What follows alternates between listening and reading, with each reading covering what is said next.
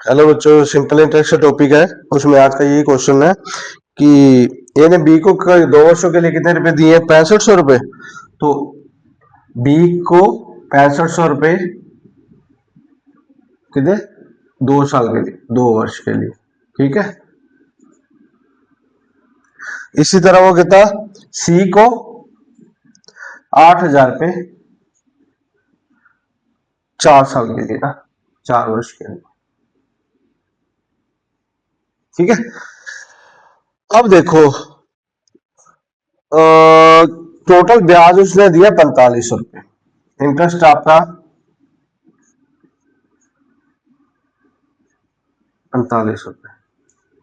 देखो, simple interest की जब बात हो ना, तो आप एक बार बताओ, 6500 का 2 साल का ब्याज निकालो या 13,000 का 1 साल का। बात तो एक ही है। समझ आई या नहीं? कि मान लो मैं पहले 6500, रेट ऑफ इंटरेस्ट बराबर है, ब्याज हमेशा बराबर है सिंपल में, तो मैं पहले प्रिंसिपल को चेंज कर रहा हूँ। 6500 को 2 से गुना कर दिया और 8000 को 4 से। रेट ऑफ इंटरेस्ट बराबर चल रहा है ना, तो ये 6500 को किया तो कितना आ गया? 13,000। इसको किया 32,000। कितना आ गया आपका? 45,000।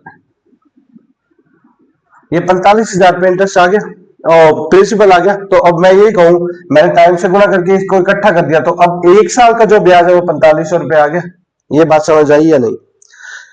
ऐसे समझो, मैं मान लो 100 रुपए का 10% की दर से 2 साल का ब्याज निकालना है। 2 साल का 100 रुपए का 10%, 1 साल का ब्याज 10 और 2 साल का 10 + 10 20 आ गया। ये हो गया। अब मैंने क्या किया, 100 को 200 से गुना कर दिया, 200 का 10% निकाल लिया, फिर भी कितना आएगा? 20 ही तो आएगा। बात समझ आई आपको?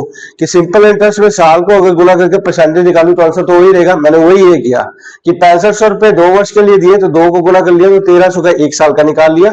इसी तरह 32,000 का 1 साल का। आपका कितना गया? 45,000 रुपए। अब वो क्या कह रहा है? ब्याज कितना दिया है? 4500। लो, 4500 45,000 के कितने परसेंट होता है, ये तो निकालना है। 45,000 रुपए पे निकला 4500 रुपए ब्याज। वैसे तो सीधा था, मैं आपको करके दिखा रहा हूँ। ये काट दिया 10 साल।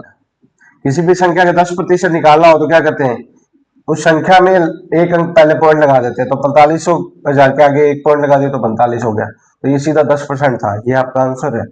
याद रहेगा ना? अब वीडियो में क्या करना है? लाइक और शेयर और चैनल को सब्सक्राइब करना।